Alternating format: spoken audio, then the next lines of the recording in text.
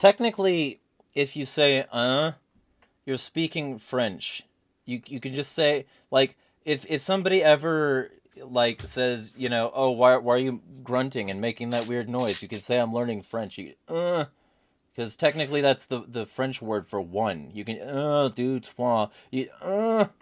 Like technically everybody speaks French when they fuck well enough. Welcome to my YouTube channel, y'all. This is a stream with people in it. If somebody say words, and we'll get the sound test complete. Words. Words. That will get the sound test complete. Words. Cheese. Words and words. Oh, yeah, okay, alright, I think the sound check worked. My mouse has a double click issue where, like, it'll double click immediately. Let me, do one more sound check immediately. Alright, let me, do one more sound check immediately. Alright, let me, do one more sound check immediately. Alright, cool. That works. Alright. Now that we're done with that unprofessional thing, because I still haven't fucking gotten my shit straight, everybody, welcome to Chanel number 5. This is the second part of the stream. We're doing another strum about the LNC, and the general vibe is that I wanted, like, more delegates on to discuss more things. This one will probably, like, go on for a while, where, like, enough people can come in and start to speak their piece and get certain things out there on the table. Also, yes, I'm aware that I look like a greasy video game terrorist. It's because the lighting in the room sucks, and this is the best way to handle that. So, you're gonna have to deal with that. Anyway, so, with all that being said, I have the pleasure today of talking with multiple delegates from Michigan. We've also got Rose and Bryce and Bread back on the stream. So with the sort of intros out of the way and people sufficiently skeeved that they clicked on this link when their better instincts told them not to, let's start with some introductions of the people who have not yet been on this channel. Let's start with Tim. Hey, how's it going? Well, who be you? What be you? Have you? Fair enough. Michigan delegate, recently out of federal custody, so I'm a little to the party.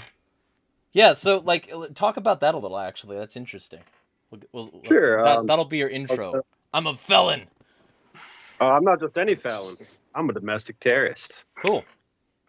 But I was a prominent Boogaloo Boy member, as well as in a couple other militias, and 180 armed events across the country I've been through in a couple of years. Obviously, that puts a big radar on the FBI. November of 2022, the Counterterrorism Task Force arrested me for the high crime of being a marijuana user who owned firearms. I know. Oh, no. You absolute monster. Wow. I'm a menace. Smoking pot while having a gun. to God, what is society. this world coming to? You know, you're just like the first people in this fucking country to violate the sacred principles of this God-blessed America, the founders, who also smoked weed and owned guns. Anyway. Go ahead. So, got out in September, and it wasn't until the March convention I got back in with the LP.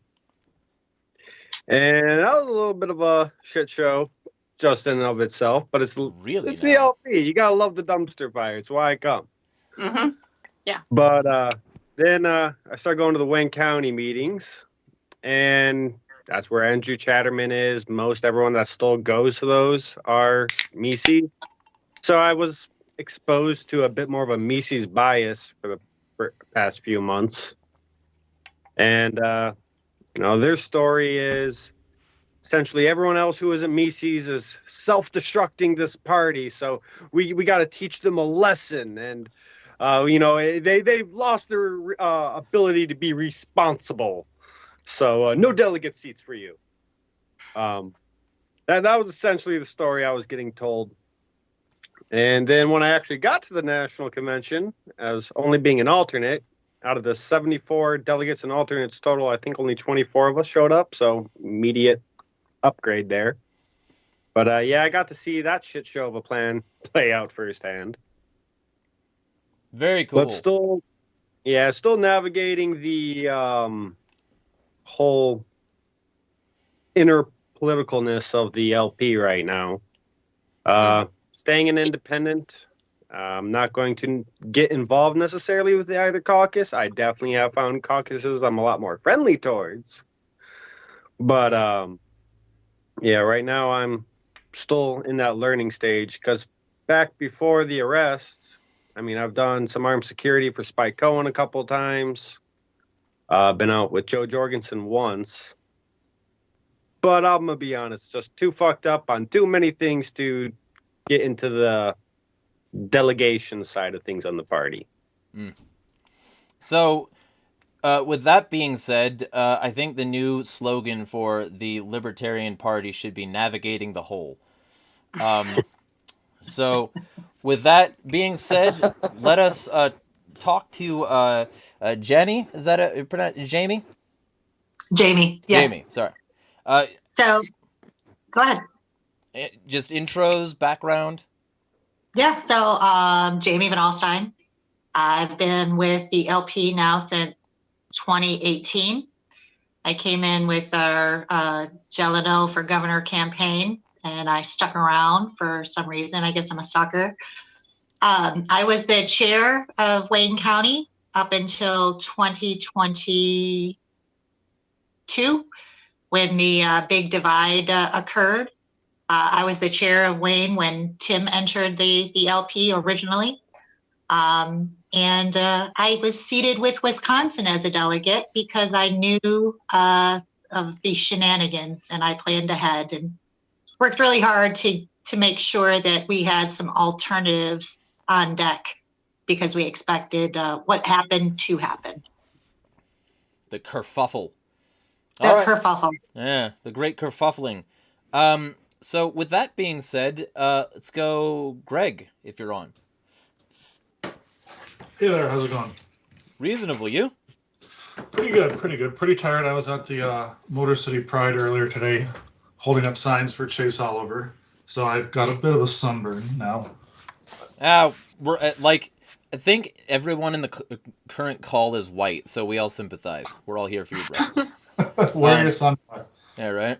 Well, I don't, because I'm a fucking asshole, and I kind of just want it to cause the tan as much as possible if I'm gonna have it anyway. I don't know. Go ahead though. Well, my name is Greg Stumfel. I've been in the party since 1997. I was a former state party chair of Michigan from 2019 to 21. I'm in the county immediately north of Wayne from Jamie and Tim in Oakland County. And I am one of the 8 people in the federal trademark lawsuit. And I was at this national convention as well. Yeah, we'll be talking about that, because that really fucking pisses me off. I've got severe fucking psychological conditions that are triggered when people try to shut people up by lawsuit. Angela, let's get you on in my opinion, my humble cunt fuck opinion, the better Angela. I know we often joke about that because there's also 3 Andrews in our party, and the other 2 cringe every time we say the word or we start crabbing about something that Andrew did. So we really do try to, at least I try to call him Chatterton. Yeah, now you got the H-head. Yes, I'm going to be using that more in the future. But anyway, my name's Angela Thornton. My Libertarian card is dated 1993. I was not a member of the Michigan Party until we moved here. And that was, I don't know, I get my years all mixed up, 21, 22. But that was, I'm 61 years old. I'm not really going to be active on the activist side. I'm more of the administrative side. I've been doing treasurer stuff for 30 something years. So that's kind of where my strengths lie. I usually get into the party and do, the backbone stuff. So, and that's where this all started. That's what we signed up to do here. The affiliate in our county was sadly neglected. So we stepped up and volunteered to take that over, and started growing that, and et cetera, et cetera. And then we got mixed again. I'm also one of the Michigan 8. I'm getting sued by National for because Andrew can't win an election apparently. So that's I was also a delegate to National, which was my first time. That was fun. And we did get seated, as you all know, but that was quite a lot of work. So the next convention is going to be in Grand Rapids. So that one will probably be a little more advantageous for us to show up. However, I would not count on us being able to get seats because like Tim did, because nobody else showed up, because I'm pretty sure we're going to have a good Michigan attendance in a couple of years. Michigan 8 sounds badass, by the way. So let us then, I'll move to Bryce, then Rose, then Brett for introductions. And because of the Wisconsin plug earlier, I'm sure you've got words to words about words. Yeah. All right. So I'm Bryce. I'll turn the fucking camera on. Whatever. Hold on. So I'm Bryce. I am actually a Mises caucus member, full scale. I will own up to that. I ran for state assembly in 2022. I'm the current congressional district 3 rep for Wisconsin. And I was a delegate for Wisconsin at the national convention. And yeah, so as far as that whole Wisconsin story goes, our state chair went, and he's also a Mises caucus member, went and made sort of a backdoor deal with a lot of the other Region 1 states and the LNC, and stuck us in Region 1 unbeknownst to literally anyone else. Michael Janice, huh? Hello. Unbeknownst to anyone else in the state party, including the Mises caucus members. We've been trying to petition to get out of Region 1 with very mixed results. I'm sure it'll eventually get kicked to the Judiciary Committee. But yeah, that's about it for now. I can talk about we did submit a petition to the Judicial Committee. Go for it. So, Michael, hello. State for your name, record, name, purpose, alcoholic, libertarian. Sure. So my name is Michael Chinese. I'm an at-large for the LPWI, Libertarian Party of Wisconsin. I've been kind of spearheading the Fuck Region 1 initiative. So I did file a petition yesterday. I kind of talked about what our stance was about everything, and our petition basically says, hey, remove us from Region 1, remove the electoral, we have like a 1.8% population that adds to their 20%. So hopefully that puts them under and takes away a region rep. I don't have a lot of faith in it because it is mostly Mises leaning, but I think I stated my case well enough that hopefully it'll do some good. Very cool. Rose. Well, your dog is like freaking out. I'm Rose, anarchist without adjectives, part-time big libertarian, member of New York LP State Committee, National Platform Committee, Renegade MECOC, and also was a New York delegate at Nationals. Very cool. And Brett, say words about you. I don't know. I'm just an anarchist. I used to be in the LP. I've done a lot of LP shit. I've done a lot of other shit too. I just help and I do stuff and I try to manage this digital and not so digital collective known as MLTP and all this other shit. It's just me. being a loudmouth. That's about it. All right. Now let's then drill down a bit here. Angela, when did the lesser Angela start to sue you, and why? You know, it goes back to, I don't know. I was also Mises Caucus. I came back to the Libertarian Party. Well, if I go way back, I wasn't really all that political until Ron Paul ran for president 2007, 2008. I was an employee at the Ron Paul office in Arlington Heights in Illinois at the time. So my Ron Paul credentials are pretty solid as far as the Mises people go. I was also active in the 2012 campaign. Then when I saw people that I knew and had worked with coming over to the Libertarian Party, I came with them. I was a blogger online for a site called Red State Eclectic, where Laura Ebke and I were blogging about liberty and Ron Paul stuff the whole time. And at the time, we were like one of the top 10 Ron Paul blogs in the country. And she ended up getting elected, as a libertarian to the Nebraska legislature. Well, she got elected as libertarian, but she was in the Nebraska legislature, and then she switched to libertarian, and then, Justin Amash switched to libertarian, and I can go down this list of all these people that I was friends with that joined the Libertarian Party, and I'm like, darn, maybe I better come back too. And the Mises Caucus was there all over Facebook, and they were talking about the Ron Paul revolution, and I'm like, these are my people. They're economic libertarians and et cetera, et cetera. So I joined up, came back, was a member of the Mises Caucus. I was actually the treasurer of the Michigan chapter of the Mises Caucus, and we had some leadership issues. That's diplomatic. Yes, where, the previous chair who was elected because Greg didn't run again. So we elected a guy named Tim, and then Tim stepped down and his vice chair, Ben, stepped down. Andrew Chatterton was the second vice chair. So honestly, at the time, none of us were sure if Andrew was supposed to ascend to the chair.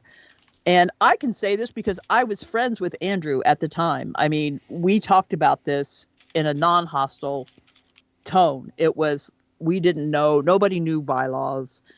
Turns out, yeah, he did. But we didn't know that. So while we were trying to sort through all that, all hell's breaking loose. There's fighting going on with everybody and everything. And what we wanted to do was to have an election to let the membership pick who the new chair would be. And we decided to do that. We had to remove Andrew as chair, and we were going to do that through a no confidence vote. So you have to understand, at the time, he told us, yes, it was an order and it didn't really need to be noticed, but we were going to notice it anyway, just to make sure everything was on the safe side. And we did all that.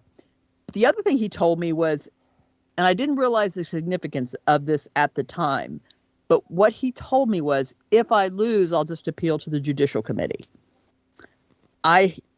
Looking back, that was a huge red flag.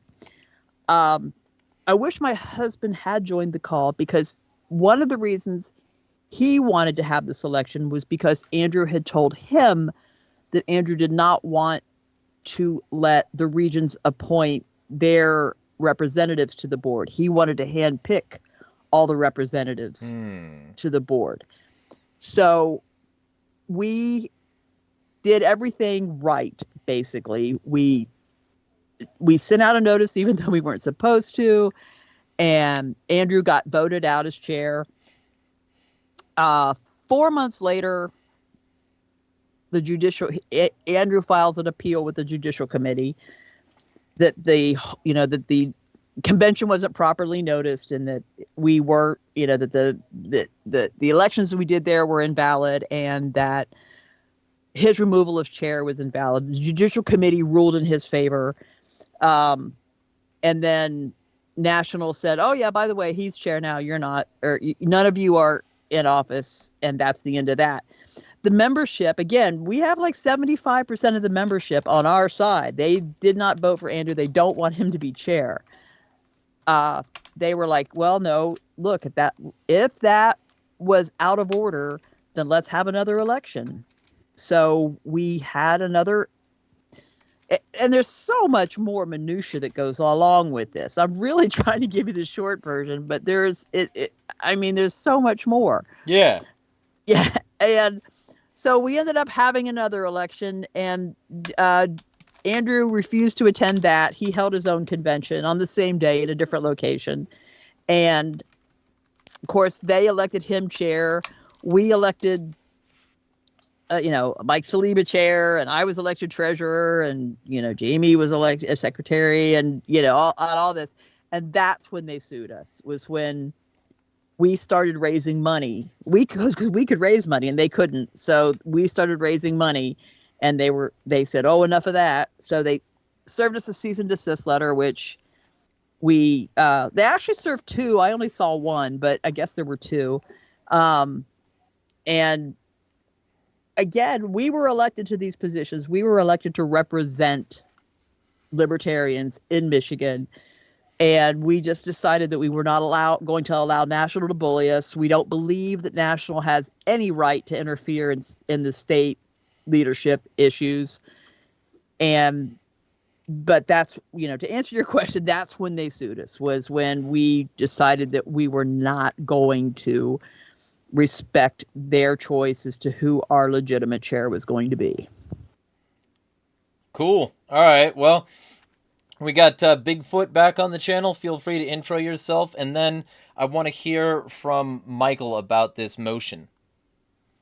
Hey guys, I'm Bigfoot. I'm your friendly local neighborhood anarchist cryptid, and I hate the state, and I think that parties are a waste of time, but I'm happy to talk about the specifics.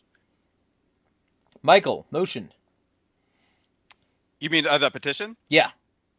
All right. Well, I'll give you some background. So, I'm going to go back to 2020.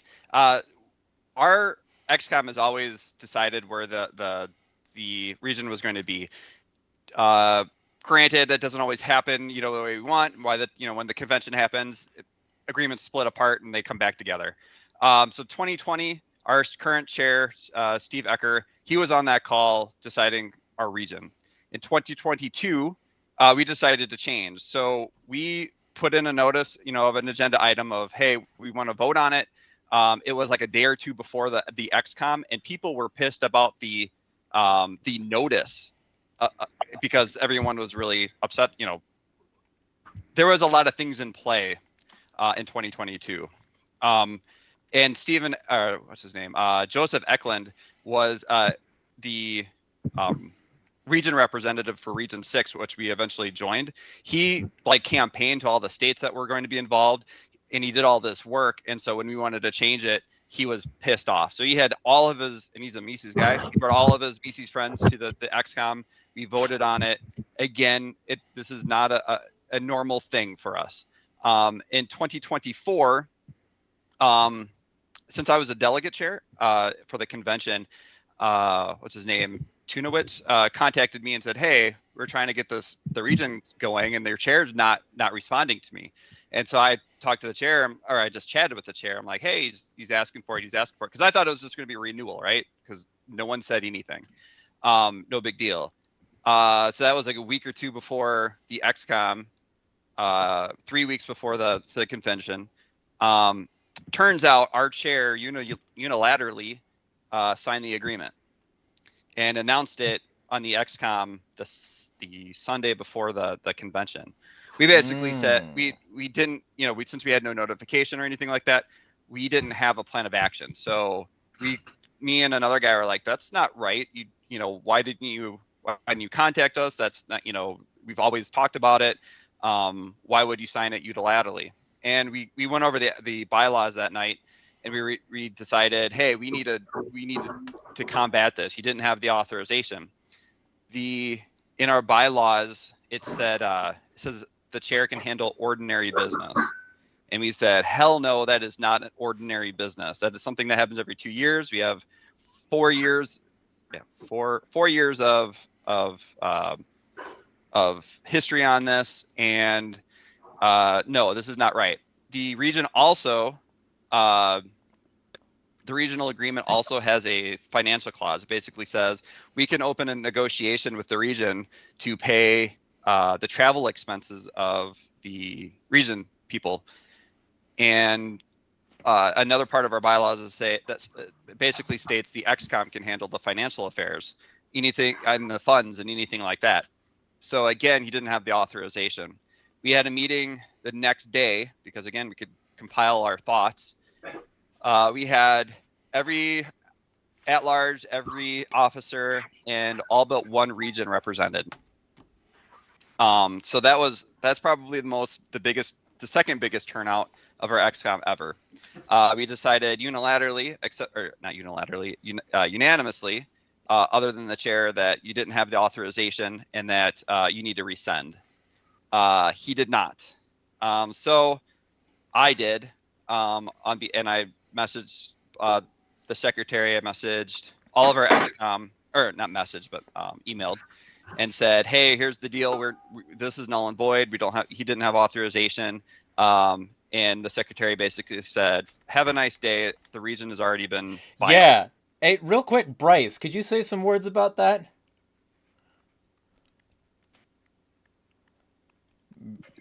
Yeah. So yeah, what was going on was like Michael Chenise said, he was reaching out to Karen Ann, and I did not attend the meeting that they voted on to nullify it. My alt did, but I was going through some shit, so it's whatever.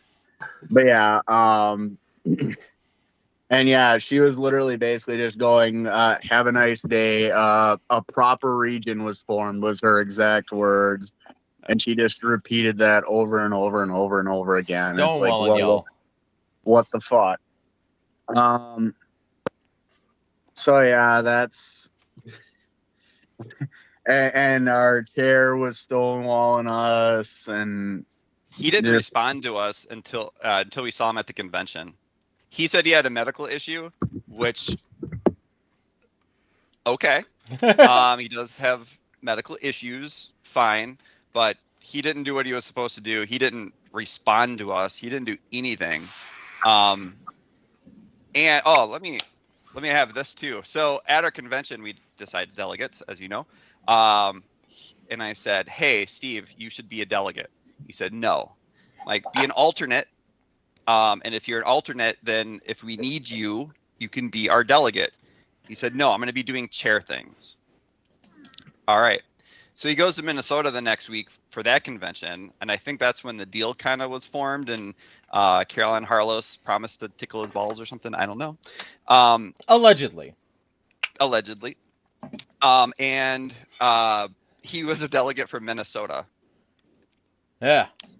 And sat with the Minnesota team until he was a backup teller, and so he did that. Yeah. So yeah, so that was the other like kind of dagger that just pissed us all off too. Like, you can't even sit with us, that kind of thing. But and I'm gonna even go as far as to say, like, this whole Region 1 was a planned attack. It was they had that Jonathan Jacobs guy going through every bylaw to make sure it was good.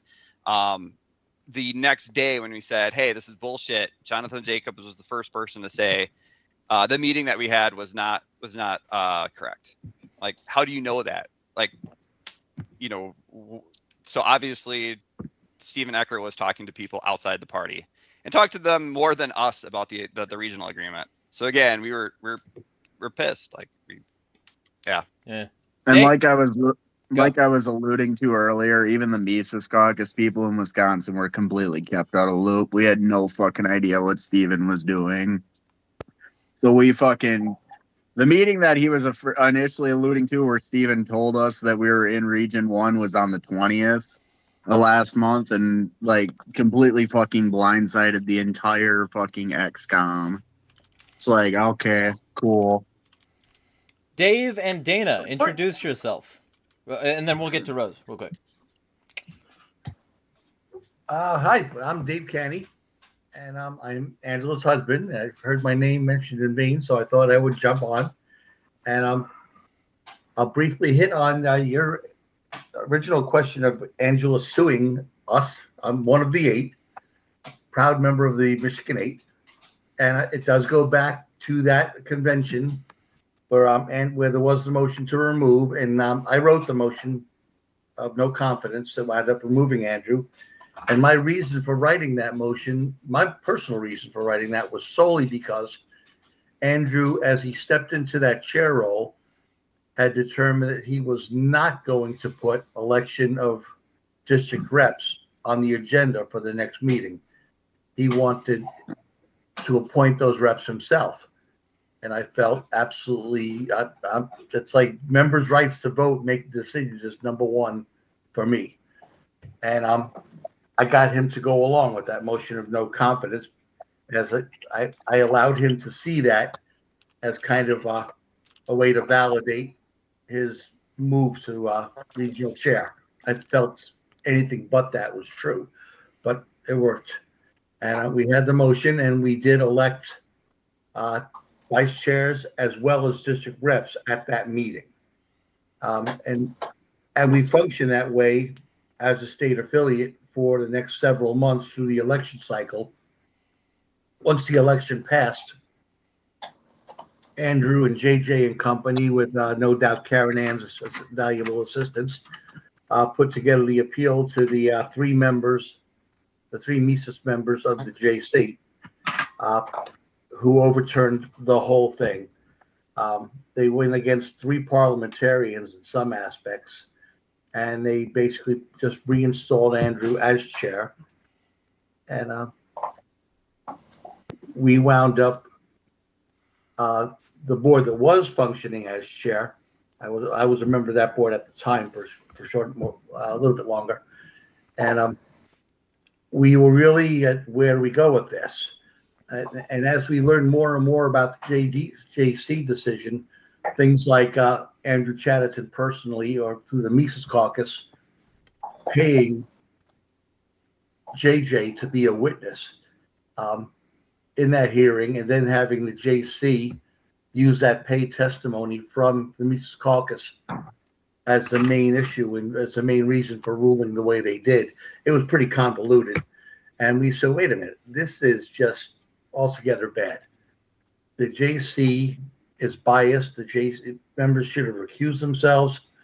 And beyond that, the way that our JC, the way we felt our JC worked and had worked in the past, was they were to make a decision and decide things, but we gave them no power to enforce those decisions or to enact those decisions. So basically, according to us, they function in an advisory role. They make a decision, they rule on an issue, they present their findings to the board to act on those findings. And that's how we saw that. We accepted their decision. And as a board, we determined to, okay, we're going to have a meeting in February. This was a December decision. We're going to have a meeting in February and let the members decide how to proceed with this JC decision. But in the meantime, Andrew seized power with his board, and and National backed him on that, and turned around and sued the members of the other board over trademark violation. Intellectual property bitch ass fucking bullshit. I hate that Correct. so much. This was never a trademark suit. This never has been a trademark suit, and you'll see comments from Michael Heiss, you'll see comments from Mises leadership, you'll see comments from LNC leadership, where they discuss this in terms of anything but a trademark issue. This is an issue of bullying people out of dissent and out of opposition, and we're not so quick to that. Yep. Dana, and then Rose. I hear a dog and a bone, but Oh, All right. No, it's probably not you. Oh, I just say it's not my dog because my dogs are outside. Okay, so I'm speaking as a member of Andrew Chatterton's board. I am about to go to a board meeting tonight where they are again not listening to the members of the party. I'm so Like, shocked. this is the whole problem. Like the whole problem is they're not listening to members of the party, because tonight apparently we're voting on appointing board members to spaces that were voted on at convention in March. Among the delegates, we also filled 2 board seats, well, 3 board seats. Apparently one of them is okay, but 2 of them were not okay. One was Dave Canny, who just spoke. The other one was Michael Yannick, and they were legal votes. The district caucuses voted, and Andrew decided they couldn't be seated. And then the JC decided they couldn't be seated. The same way they decided that our delegates couldn't be seated. I mean, I'm the Unity Caucus. I have been trying to bring everybody to one room for 2 freaking years. We got them all in one room, and now they're saying that none of that counted either. And so tonight we're voting on 2 board seats, like I said, that were filled in March. And they're refusing to put them on the agenda for our July convention that's coming up in a little over a month. And they should be on that agenda. I mean, even the JC made their decision prior to the moment to put them on that agenda. But instead, we're going to apparently appoint them tonight. I mean, this makes no sense. None of it makes sense. Like, we got them to the room. We got them to vote. We did the thing. And the JC, 2 people decided that this was not going to work. Those 2 people decided that we couldn't be delegates at convention. And like Mises caucus members were on that delegation that they said could not be seated. I mean, that's how crazy this is. Yep. I mean, none of it makes sense. It's an Ouroboros. The snake is eating its tail. It's become so snake-like. Yeah. I mean, we did take it to court. I mean, I will admit we did take it to a court, because immediately after the March convention, the very next day, we had a LEC meeting, and Andrew Evans, or not Andrew Evans, my bad. Andrew Chatterton. Chad. Yeah, Andrew Chatterton said those people cannot be seated because I said, and I intend to make an appeal. He never made the appeal until I think it was like May 10th that we had the meeting for the Miramonte appeal that was supposed to seat these guys. Like Miramonte said, these guys should be seated because they were voted on by their caucus. Like the way caucuses work is like the districts get together and they get their own representatives. They vote on their own representatives. But apparently their vote was not good, according to Andrew. And so these people never got seated on the board, and lots of votes have been taken since then. And these guys were not on it. And then now we're voting on those seats because the JC said they weren't right, but the judge said that they were right because they're not following the bylaws of the party. Like, we had to get a judge. Like, I wasn't part of the original court case because I was like, oh man, we're going to involve the courts. I was like, but it's in my county. So I went and sat in the court case, and the people in my district who voted and said, we need you to add your name to that court case now that they're blocking the delegates. I was like, all right. So I added my name. So now I'm on the court case because my district asked me to. And so and the judge said, you're not following your own bylaws. So the judge can read the bylaws. Yes. It's very simple. No reasonable interpretation of the bylaws. I mean, it's, yeah. That was a great... I mean, they only really follow the bylaws when it suits them. So. Yeah, I mean, it's my very laws clear. more like... I had to. I'm from the 90s in California. They're genetic defects. Go ahead.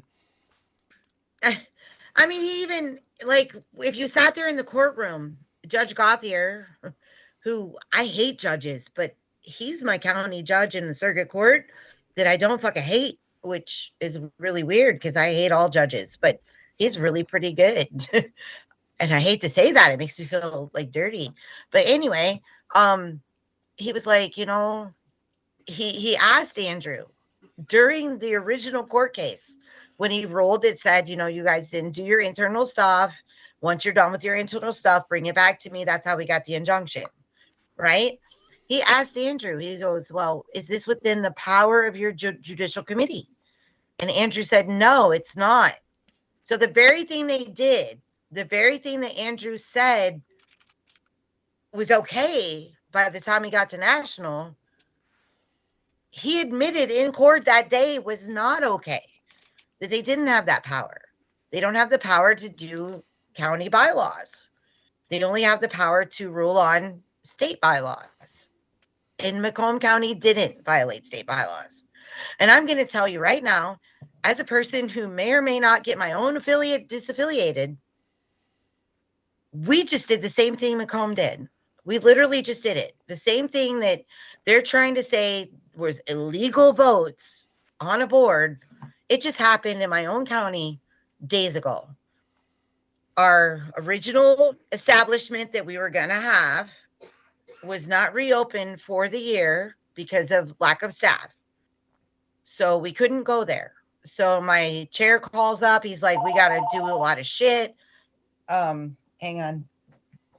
Anyway, sorry, my phone was ringing. Anyway, they're like, we got to do a lot of shit. We got to rearrange a lot of stuff. And it's all over. Like everybody in the state knows that this happened. Right. So yeah. So we're like, all right, so we rearranged, and then it got worse. Like the place we picked for the next day literally was also not open. So he's calling me 30 minutes before the meeting. Email everybody, message everybody. I'm going to stay here at the venue and we're going to have a meeting. And we still had like 15 people at our meeting, or 12, 15. I don't know. I have to go through my notes, secretary. Yeah. And so we still had people come, and he waited 15 minutes at the other venue. So we had 2 venues that we couldn't go to. So we should be disaffiliated, and our delegates should be disbanded because of the same kind of shit that Macomb went through. And that's what I'm saying. Shit happens. We don't disband people. Everybody got notified. They just might not have got notified your way, but they got notified and everybody showed up. And that's the same thing that happened at Macomb. And that's the same thing they're trying to say our delegates weren't proper by. It's like shit happens. For sure. It worked. People got notified. Everybody who wanted to be a delegate was a delegate. So, I mean, I talked to a couple of people on the LEC tonight, and I was like, you guys should try to vote to disband us and deny our delegates. And they're like, why? I was like, because, you know, we did the same thing Macomb did. So, you know, we're just as evil. You know, you should just get rid of us. So, I mean, that's pretty bad, but I'm asking for my own shit to get disaffiliated under the same grounds. Yeah. All right, well, let's get to, because Rose has been wanting to say some words. Let's get Rose, and then we'll go to Tim, who hasn't spoken in a bit, and then Jamie. Oh, no, I think I just had I had a question about the XCOM meeting for Wisconsin, but nothing important. So, yeah, go ahead. Whoever wanted to talk next. Well, you can say the question if you... No, I can't honestly remember what I was going to ask. Okay. All right. Tim. Tim, this is Dana. I don't want to. I love you to death, but I would like to say one thing on the Region 1 thing before I have to go. Michigan was never invited to the Region 1 thing. As a board member, as a delegate, as a party member, we were never informed. We found out on Facebook when JJ was talking about Region 1. And then, there you go, Tim. Just want to make sure you guys knew that.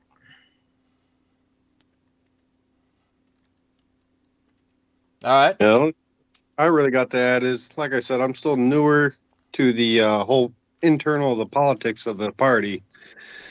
Most all my time spent with the party before my arrest was just in political activism, so I'm still trying to learn this new form of dumpster fire. Yeah. And like, by the way, if anybody has to dip, you can dip. If anybody knows any delicates, dicklax, who do not like have to dip, feel free to send them the link. This is basically an open conversation. People can dip and come back in at their will. This can go on as long as like people are on the call. So with that being said, Tim, words? Don't got too many words myself. This was just a pretty big a learning experience, this whole ordeal. Yeah. Got to do something for the cause of freedom. The feds took my guns. They took my other ways to practice how I would rather enforce my views of freedom. So LP's my next best bet. Makes sense. Jamie. Also, So, I don't know if you mean this, but your camera is not active. All I see is JA. Really? Yeah. Okay. Let me try that again. Yeah, you just toggle, or like maybe there's a setting or something, because like it kept on changing, but I didn't see anything. So, there's an up arrow next to your camera button. You might be able to hit something in there. All I see is camera, mic, a heart, and the more menu. But let's see. No one can see me. Interesting. Yeah, like there's an up arrow next to the camera button itself. On Skype. On the phone? No. Oh, you're on phone. Yeah, I have no idea. Maybe there's a gear icon. So, well, either way, you can say words. We'll figure that out. Okay. Yeah, we'll figure that out. So, also, I did not in my intro make mention that I am also one of the MI8, the notorious MI8. So, I just wanted to make a couple of comments regarding Tim, and this is one of the things that I noted when I saw him, which I was very excited to see him show up, because so many of our delegates did get discouraged and ended up not going because, number one, they had telegraphed that they were going to appeal to the JC. We already inevitably knew what the JC was going to do once an appeal was made. The initial appeal was from JJ, who is a member in Michigan, even though he's never stepped foot in the state that I'm aware of, at least none of our conventions. How does that work? We don't have state membership limitations or requirements other than you pay the dues. We do have limitations as to be a delegate in a state convention. So you can't be from out of state and be a delegate in a state convention. And so I'm assuming then you wouldn't be able to necessarily, well, you could be a delegate from out of state. I mean, we do it at national all the time, but you can't be a state delegate if you're not a resident, but you can be a member. We'll take your money. Right. And he joined not long after all of this started, because he's been involved from the very beginning, since 2022, from before the convention where Andrew was actually removed the first time. He joined so as to have standing, so he could then easily write these appeals to our JC. And of course, the JC basically cut and paste, or maybe he even writes the decisions. That's my guess. He probably writes the rulings for the JC too, right, when he's writing the appeal. Either way, the original appeal was only on 4 members, 4 delegates, affecting 4 delegates because of 4 delegate votes at the state convention. Those were members that the Andrew board had suspended, and the members at the March 2024 convention unsuspended. And that was the original appeal. There were delays after delays to even get to the hearing. None of the members, none of the delegates were made aware of the hearing ahead of time. I never got a notice. But we all talked to each other, so we all knew when to show up.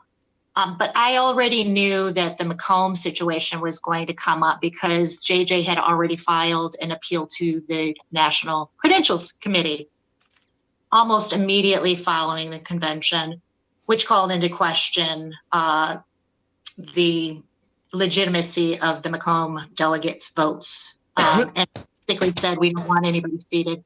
So we knew it was coming. And during the hearing, without notice, again, so nobody could write a response or show up and respond in the JC hearing. I'm kind of noticing a theme here. Yeah. So notice is very, very important to Andrew, except when it's not. Yep, it sounds about right. Yeah. So, the ruling came out, I believe it was like less than a week before convention. And as noted by Angie and Dana, at that point, there wasn't really a lot of recourse. We had to get in front of the judge. The judge had already heard the case immediately after convention again, because they had telegraphed that they were going to do this and we wanted to protect our delegates. But he said, go to JC first. This is too early for me to get involved. Well, the JC did what they did. We got in front of the judge and the judge said, fucking ridiculous. Gave us the injunction and we showed up with that the day of the credentials hearing in National in DC. So, and now we can talk about what happened that day. Oh, and I just the other thing I wanted to mention is Tim, again, came back to the LP and he was in Wayne. I have not been attending for over a year just because Andrew and I used to be close. I was the chair in Wayne. He was my vice chair for a year and a half. After the divide, we can't stand to see each other. And I did sign the NAP, so I just felt it was best not to show up there. I go to other affiliate meetings and stay active where I can. But Tim showed up at National. I was excited to see him after so long. And asked what delegation he was sitting with. I thought he was on the California delegation because Andrew put all of the Mises alternates on our delegate list as delegates on other states' lists. So he got everyone on the Mises caucus on that delegation a seat. So I was sure Tim had a seat in California. And he came to the convention because he had a seat. Come to find out, Andrew did not tell Tim not to come, did not tell Tim that he didn't have a seat, that he was just an alternate on this disputed list. And Tim came. And thankfully, the delegation allowed us to be seated and Tim became a delegate. And I was super excited for that. Well, any convention where people come is a great convention. So Dana, Michael, and then Kareem can introduce. I had to, this is the Jeremiah Talks channel. I have to make it at least a little bit less hinged every time somebody talks. Dana, Michael, and then Kareem can introduce and say words. I agree with Jamie. Tim was a lovely addition to our group. He was a lovely addition to our group. He was a wonderful little dude, and I liked him a lot. I still like him. And he has a great backstory. Like, if you guys ever hear his backstory and what he had to go through with the whole Whitmer thing and the whole fucking swiping your card at the dispensary thing. I mean, Tim has a great backstory. But yeah, so yeah, with the delegation thing and all of that, and like nobody's even talked about how our delegation chair didn't even sit with us. He was over hanging out with everybody else, like JJ. And like little Emily saw that. Like, I love her. She's probably 50 years in this party. I shit you not.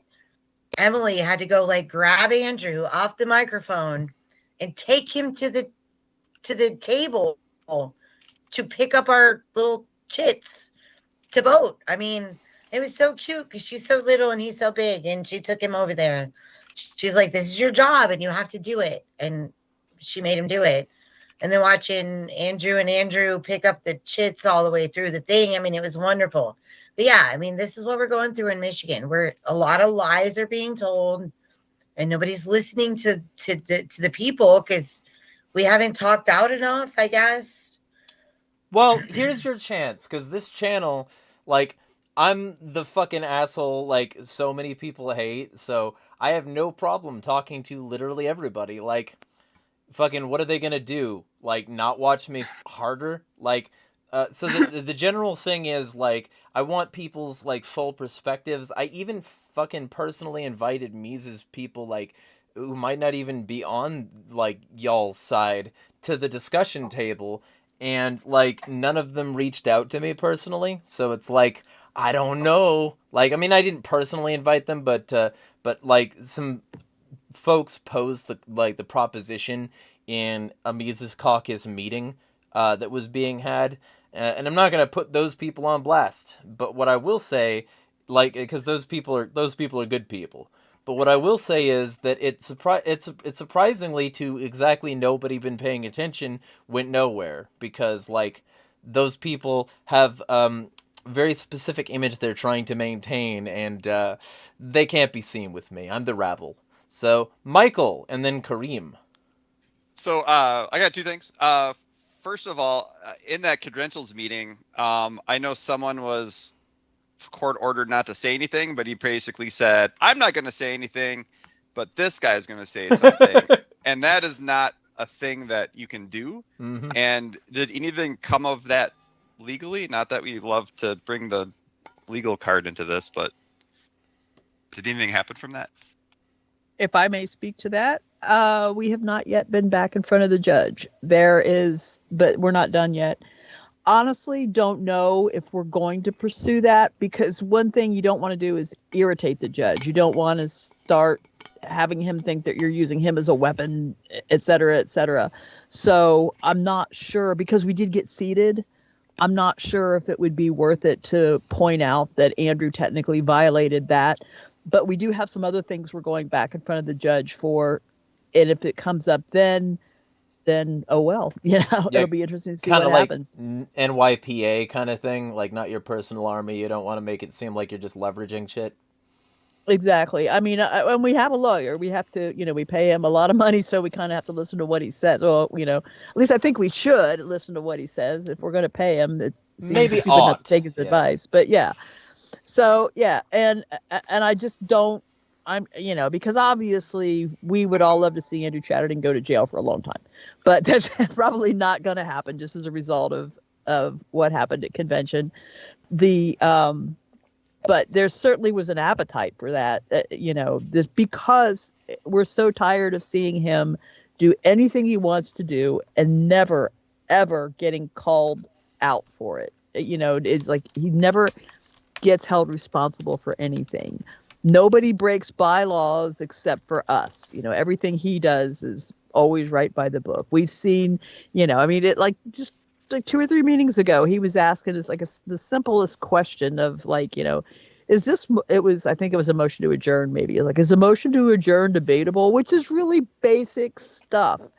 And there's no shame in not knowing that, but he presents himself as some sort of bylaws expert who knows the minutia, and not to know that is just at odds with that. It doesn't sync. He's just a dick. That's all there is to it. I can't get, I can't. Something ain't right about that, man. Oh yeah, he's just a dick. I'm just so sorry that he's in my life. Yeah. He's the unwanted dick. I'm not gonna say the other word, but Michael, you had one more thing you wanted to words, and then we'll go to Kareem. Yeah, as far as the Mises goes, like, in Wisconsin, it is not that prevalent. It was 2 years ago so there's a guy named Joseph Eklund. Again, he was a region rep at the 2 years ago. But he never he was an at-large, never came to any of the XCon. He was like a 50%. He was there half the time. And then he brought all of his friends to the convention for 2022 just to seat them all, just to do that flip. And then he got on the board and he disappeared. And then the Mises just crumbled from that, from the most part. Like, there's people that Mises pieces. Appreciate what's that? Mises Missing pieces. Mises, yes. Mises pieces. I think there's people that like enjoy, or not enjoy. They agree with them fundamentally on what a libertarian is, but not on. And then I think they've seen their methods, especially this whole region thing in Wisconsin. that I think it's really hurting. Like Wisconsin did not vote for CAH at all. It was 0 for CAH. Angela had a couple votes, but CAH had 0. So like, and then most of the people I'm friendly with, it's not there's not a contention like there is in other places, but I think it's because there wasn't that strong leadership anymore. But Yeah. so I'm just rambling. That's what I think about that. It's fine to ramble. That's where a lot of the minutia is gonna get figured out, is the kinds of things that like your subconscious buried, and then like it's just sort of like, hey, that came out. Yeah. Kareem, words. Introduce yourself in words. Words. I'm an ANCAP man, an ANCAP stan. Not exactly. So I am part of Macy's still, somehow. I'm also part of Mad Liberty with Brad and Jeremiah. There is a lot of people on here, so I'll make it short. And this should be interesting. I think I said most of what I had to say about convention last episode, unless you want to talk about the Trump stuff, but I kind of I don't feel like doing that. So overall, that's pretty much it. I've had Arc Unity, which I do want to spend more time on that, but I've been busy. Other than that, I've been helping promote ideas most recently that I've read from Murray Bookchin, Communalism and the Left, about libertarian municipalism ideas, social ecology, deep ecology, and understanding left libertarianism, or what people call libertarian socialism as well, in addition to free market. I believe there's overlap with those and stuff like that. So promoting anarchist unity. What's today's ideology then? The one behind you? That's a changes every time. I didn't change it. I kept that. That's a Paul Ball of Murray. Well, can you tell by the hat? Well, it's not Ann Prim, but the green usually represents Ann Prim, but it's also red. So some kind of It's not an ideology. It just primitivist communism. No. Well, I mean, I don't think I would. It's just Murray Bookchin's hat is there, and then we have the green. So like social, I guess it could be social ecology, which to me, his theory is, if you break that down, the domination of nature, the man's domination of nature. Think if you want to grow a plant, like the plant has to take time, you got to water it, you got to be considered. It doesn't just and give you vegetables. The same domination that you would try to accelerate that translates into statecraft. So you try and manipulate the market by printing money to do that expediently, like Keynes would say, but then it breaks. So, and the only way to do that is leave the market alone. So his idea is that social domination of nature translates over to state domination of people. And if you fix it at the root cause there, then in the natural world, then it will naturally overflow into society. So, that's my understanding. So real quick, because not everybody was here for the last one, state your piece for like how you think the convention went on a delegate level, and then we'll get to Dana. Me? Yeah. Okay, so I was a Pennsylvania delegate for this and Reno. Here's my issue. I have multiple issues. One, with Reno, the energy was very high. We had a takeover, we had a mission. Then I had people lecturing me, oh, the revolution continues. You're not libertarian. What have you done? Do you put out 50 podcasts and this and, fist fight Lindsey Graham, which would be fun. Not really in Minecraft. But what have you, they kept saying, what have you done? 2 years later, they're not there. They're not doing anything. They're like, oh, I can't come to DC. That's not how you sustain a movement. You can't do it just for 2 years. This isn't like a country club. You actually have to put a little bit of time into it. Not that country clubs are bad, but that was one issue. Oh, a lot of country clubs are very bad, just to be clear. Fuck, especially ones on golf courses. Fuck golf courses. Fuck golf courses. I like George Carlin's rant about that. Yeah, right? And to get the rest of my thoughts out there real quick, I think the whole thing with Star Child with Donald Trump was ridiculous. It was nice to hear people screaming, free Palestine at RFK. So that's good. It was good to also scream that at Donald Trump and boo him down. I think that's good. I know he won't pardon Ross Ulbricht because he said he wants to execute his own words, not mine, paraphrasing YouTube. He wants to unalive, send to the astral plane people who deal with substances that are not state taxed. Yep. I think I got that pretty good. No, dude, so he wants to kill drug dealers. Like, this is just, I don't fucking care. This is Jeremiah Channel. okay, so he lied to me, and it was just annoying. Now, the issue I have is couple things. Everybody's like, oh, I don't like Chase is a minarchist or anarcho-capitalist. I don't agree with every position he's ever taken. I don't agree with anybody's position they've ever taken, but I think people are losing their minds. Like, I can't be a libertarian anymore. Or Shane Hazel's going way out of line. I didn't see anybody in the Pennsylvania Mises Caucus do anything that I'm really annoyed with. They just said we're not going to support him. We'll do RFK. I have. Pennsylvania Mises Caucus is like, first off, mute your mic for a second because you don't have earphones on, so it's echoing. And then like the second thing is their fucking social media profiles are wall to wall, bitching about the loss of Rechtenwald, bitching about Chase, lying about Chase, encouraging a mass harassment campaign against Chase, and a variety of other shit that's just like flatly dishonest sometimes, or designed to like inspire shit, not the least of which is like fucking Shane Hazel posting a gif implying that he wants to do violence against Chase for asking if an event was family friendly because they don't like drag and because they're fucking bigots, and like the people who run the account need to shut the fuck up.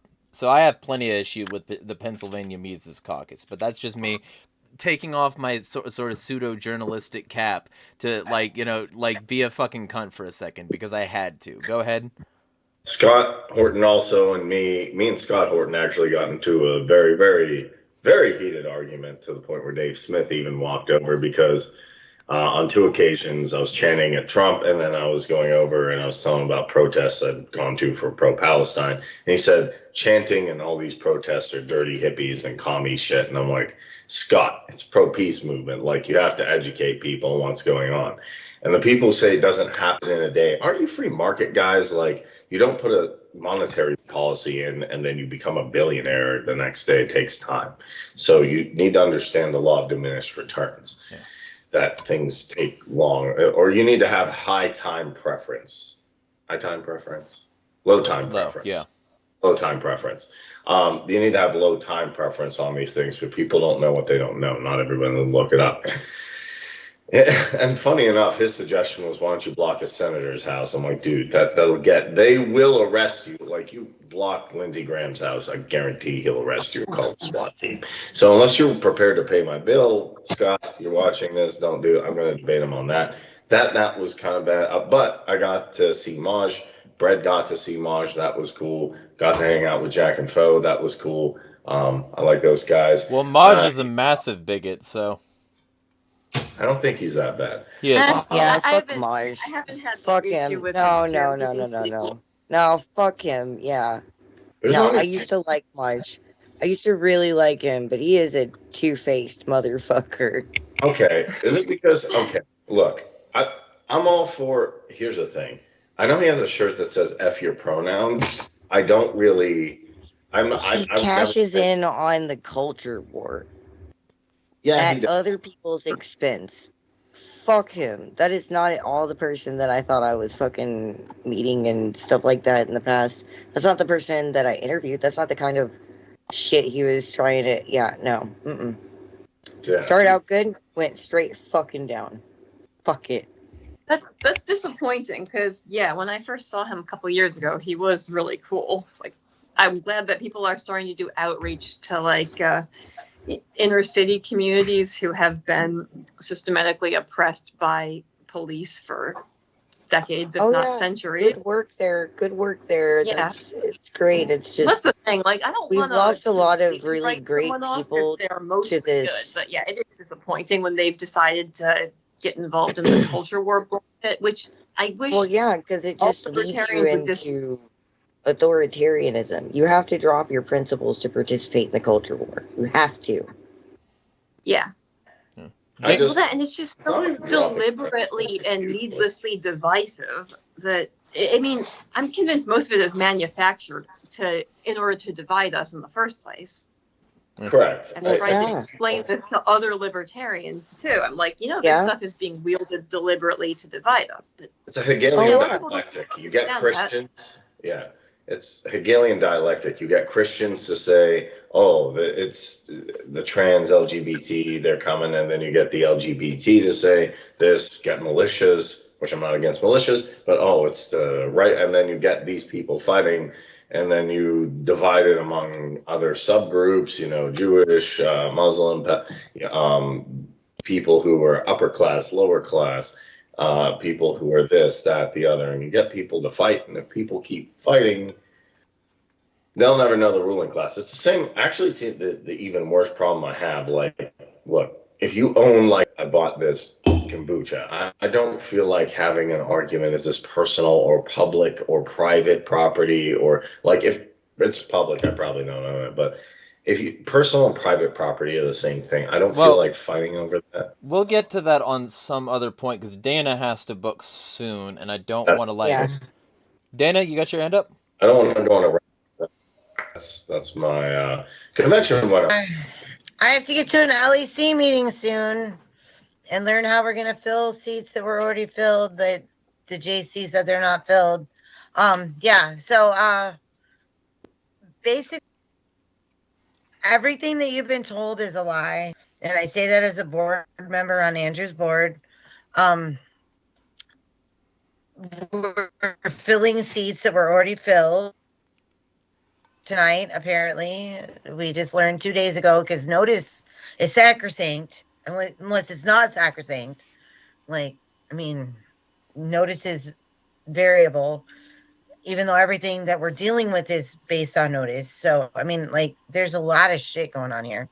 But as far as the Chase campaign goes, the state party on their official pages are ignoring that there's an actual candidate.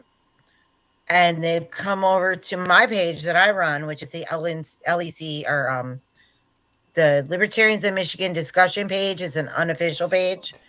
And the Mises caucus, which is run by Andrew, has come over and said all kinds of not true stuff about Chase. If you want to have issues with Chase, be truthful. And that's what I told them. And I even actually told them they're about to be banned from the page, which I don't like to censure, but sometimes you have to. But yeah, so they've come over and told a bunch of misleading stuff. And who has been censured by this board twice, been tried to be removed by this board twice. Yeah, I have a lot of experience in this stuff because this is what Andrew does. When you don't agree with Andrew, this is what we're doing in Michigan, which is what I have to get into you guys' head. Everything that he is saying can be backed up by just watching our meetings. Since December, when I brought my